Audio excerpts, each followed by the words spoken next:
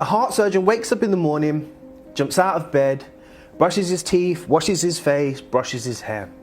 He heads downstairs, turns on the coffee machine, he butters his toast, and he has his breakfast. He gets a letter through the door to say that his MOT is due, so he slips on his shoes, opens the door, heads out to the car, and on his way to the mechanics. Now as he gets to the mechanics, a mechanics he's been going to for around 3 to 5 years now, very familiar with the mechanic and very happy with the service they provide.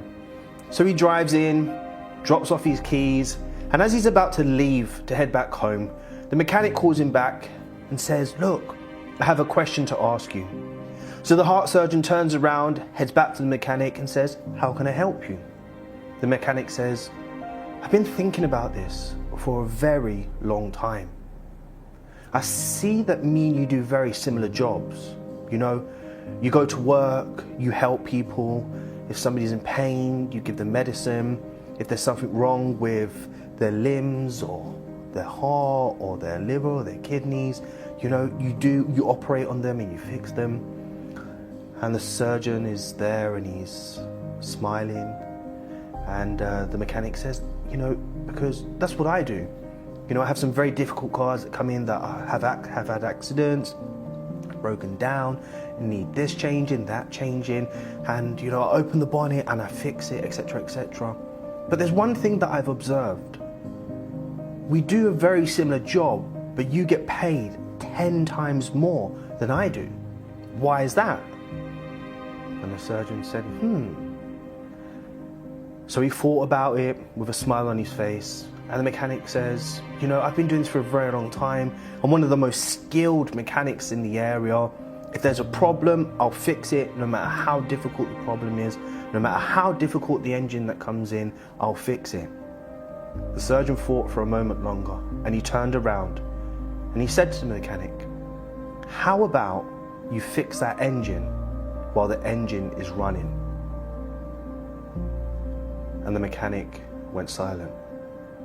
Now, what's the moral of the story here? Well, it's perspective. And what you will notice with the mechanic, he's been working for a very long period of time, very successful at his job, has fixed many cars in his life, has opened many engines and never had a problem in terms of making sure that he can get the job done. He looked at the heart surgeon and he says, "Well, look, this man wakes up, he goes to work, he operates on people, he's one of the best in the business, etc., etc. But what he failed to realize in this instance is what the heart surgeon is doing is totally opposite to what he's doing, even though there are similarities in a way. The response of the surgeon, which was this, try doing it with the engine running, makes things totally different. It changes the whole perspective. What's the point I'm trying to make? There are many traders out there that spend hours, days, weeks, months, and years investing their time in learning how to become the best they can at their business, at trading. Whether it be backtesting, building a trading plan, working on their psychology, learning to deal with their emotions better, etc., etc. Then they'll look at somebody else that they look up to, a trader that may have been trading for 7 years, who's now driving a luxury Ferrari or a Lamborghini, who's living in a big home, who doesn't work a 9 to 5, who has a family that are very happy, the wife doesn't work, the children are in private school, and they compare themselves to them. They turn around and say, "Well, I'm taking the same trades as he's taking. I'm waking up at the same time that he's waking up. I'm trading the same pairs he's trading, and I'm taking the same patterns he's taking."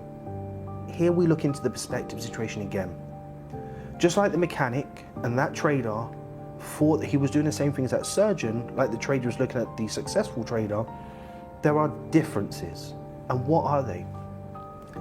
They don't know how long the successful trader has been successful for, one. They don't know what they've been through from day one. They don't know what they've had to slug through from year 2. They don't know what they're going through.